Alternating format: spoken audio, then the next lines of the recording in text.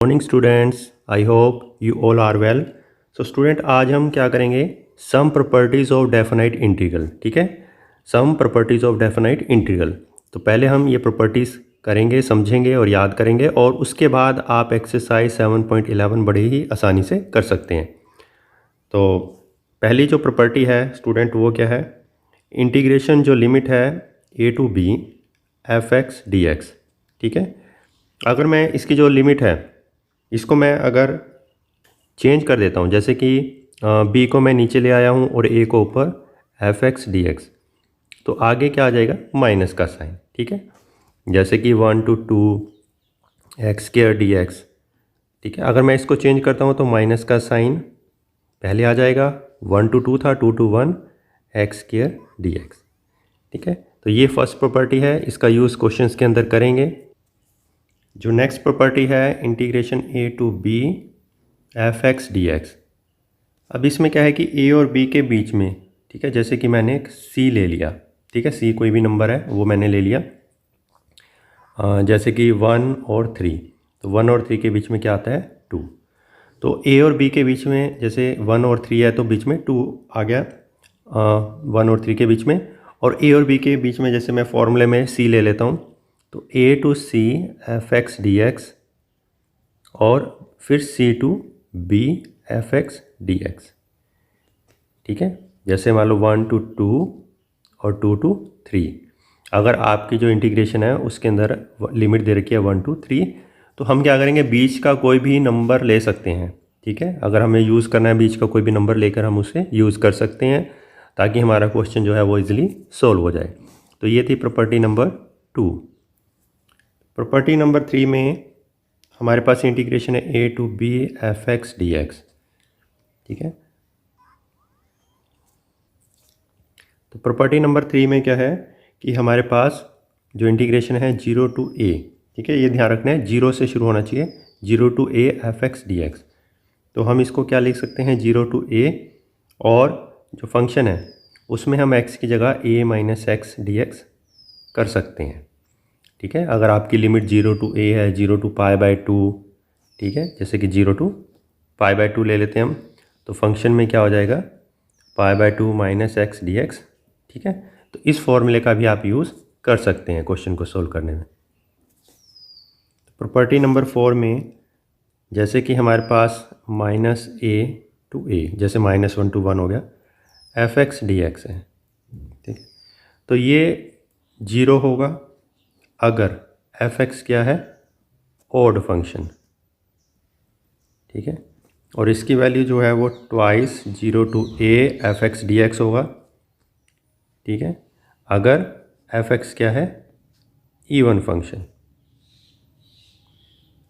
तो स्टूडेंट ये ध्यान रखना है, ऑड के केस में अगर ऑड फंक्शन है, ऑड का मतलब आपको पता ही है, हमने +1 के अंदर भी किया था। अगर मैं x की जगह -x रख देता हूँ तो नेगेटिव कॉमन आता है, और इवन में x की जगह -x रखता हूँ तो नेगेटिव कॉमन नहीं आता। तो आपने चेक कर लेना है कि ऑड फंक्शन है तो सीधा 0, इवन है तो ट्वाइस हो जाएगा। तो स्टूडेंट, मैंने अभी यहाँ पर क्या है कि कुछ प्रॉपर्टीज़ आपको लिख कर दी हैं। इसके अलावा भी 2-3 प्रॉपर्टीज़ हैं, जैसे क्वेश्चंस होंगे तो उनमें मैं आपको बता दूंगा। तो अब हम इन प्रॉपर्टीज़ का यूज़ करके क्वेश्चंस को सोल्व करेंगे। तो एक्सरसाइज का क्वेश्चन नंबर फर्स्ट आप दे सकते हैं। यहाँ पर जो लिमिट है 0 टू π/2, तो मैं यहाँ पर स्टूडेंट क्या है कि कौन सी प्रॉपर्टी का यूज़ करूँगा? ठीक है, पहले तो आपको ये देखना है 0 टू a। ठीक है ना, 0 टू a f(x) dx। इसके अंदर क्या प्रॉपर्टी थी कि 0 टू a, x की जगह मैं इसको a माइनस एक्स dx कर दूंगा। तो मैं इस प्रॉपर्टीज़ का जो है स्टूडेंट क्या करूँगा? यूज़ करूँगा। ठीक है, तो जैसे कि मेरे पास जो इंटीग्रेशन है 0 टू π/2, जो फर्स्ट थी स्टेटमेंट, इसको मैं इक्वेशन नंबर पहले 1 नाम दे देता हूँ। और अब नेक्स्ट क्या है कि 0 टू π/2 और कोस स्क्वायर x की जगह स्टूडेंट क्या आ जाएगा? a minus x dx। ठीक है, तो 0 टू π/2 कोस 90 माइनस थीटा होता है साइन थीटा, तो साइन स्क्वायर एक्स dx। ये इक्वेशन नंबर 2 आ गई। अब मैं दोनों इक्वेशंस को ऐड कर देता हूँ। Adding equation 1 and 2 we get, तो लेफ़्ट में तो आई और i2 आई हो गया, और राइट में 0 to π/2 cos square x dx plus 0 to π/2 sin square x dx। अब हम इसमें क्या है कि दोनों को प्लस कर देते हैं, 0 to π/2 sin square x plus cos square x। तो इसकी वैल्यू आपको स्टूडेंट पता ही है, sin square x plus cos square x formula होता है 1 के इक्वल, तो हमने इसको लिख दिया 1 dx। अब i में 2 उधर डिवाइड हो गया और 1 का इंटीग्रेशन x, ठीक है स्टूडेंट, जो 1 का इंटीग्रेशन होता है वो x होता है। अब इसकी जो लिमिट है 0 to π/2, तो i इज़ इक्वल टू 1/2, पहले x की जगह हमने π/2 रख दिया, फिर x की जगह 0, तो 1/2 इंटू π/2 मल्टीप्लाई किया तो π/4। तो स्टूडेंट इसमें हमने जो प्रॉपर्टी थी 0 to a, ठीक है, 0 to a f(x) dx वाली प्रॉपर्टी का हमने यूज़ किया।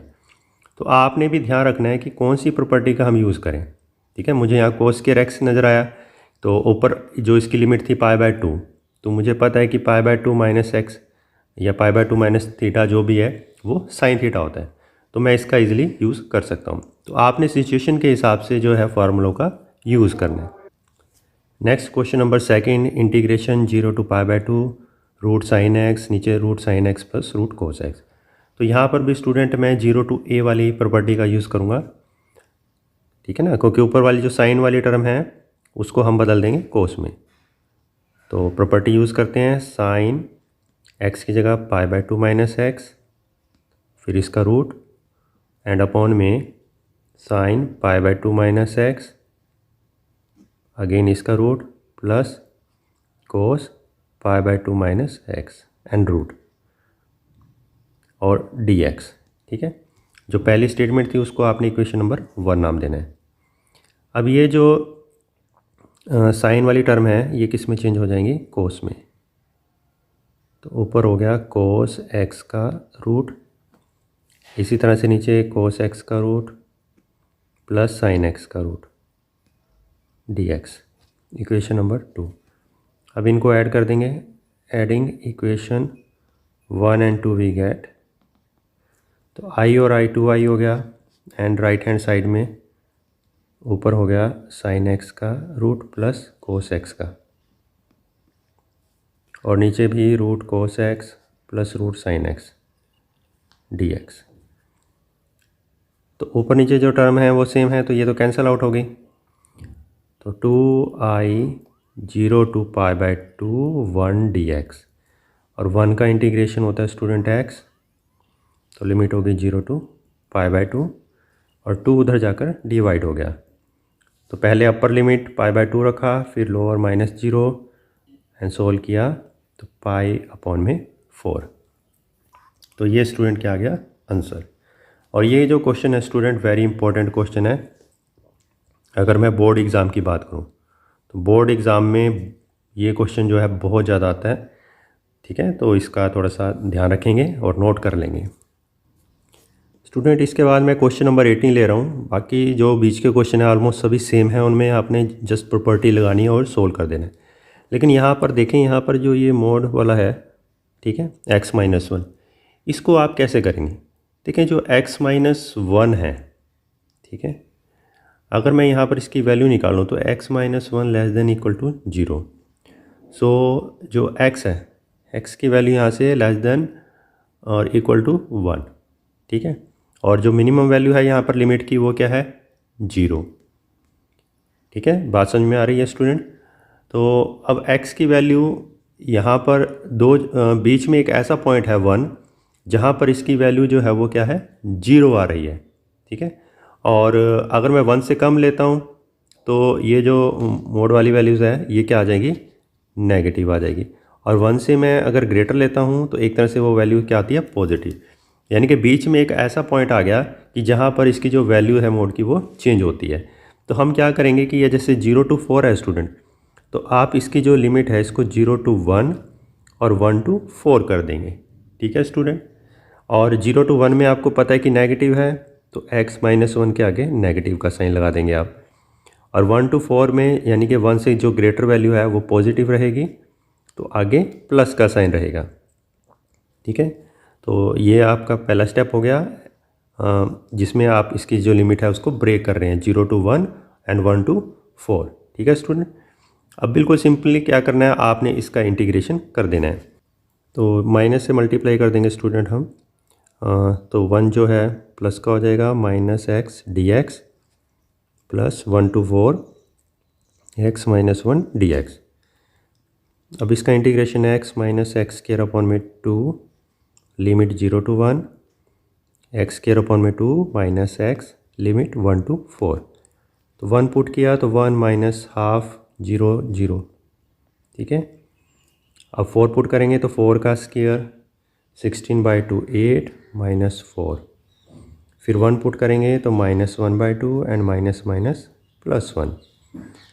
तो पहली ब्रैकेट में 1 में से हाफ हाफ हो गया, 8 माइनस 4 4 एंड 1 में से हाफ गए हाफ।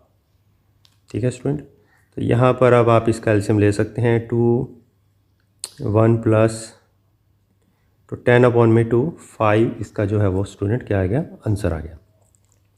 तो स्टूडेंट आज हमने क्या किया कि सम बेसिक प्रॉपर्टीज़ की डेफिनेट इंटीग्रल की, और उसी बेस पर जो है आपने क्वेश्चंस को सोल्व करना है और बड़े ही ध्यान से।